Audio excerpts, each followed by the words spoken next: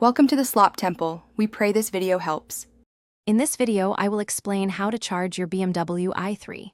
First, locate the charging port, typically found on the rear right side of the vehicle. Next, identify the appropriate charging cable, whether it's for home or public use. Always ensure your BMW i3 is completely turned off before you begin the charging process. This simple step helps ensure safety and proper connection every time you charge your electric vehicle. For everyday charging, you'll likely use a level 2 AC charger, common at homes and many public stations. This method provides a full charge in approximately 6 hours, perfect for overnight power-ups. Simply connect the standard J1772 plug into your BMW i3's charging port.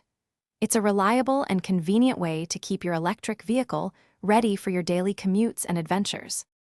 When you need a quick boost, DC fast charging, also known as level 3, is your best option. This powerful method can get your BMW i3 to about 80% charge in roughly 30 minutes, ideal for longer journeys.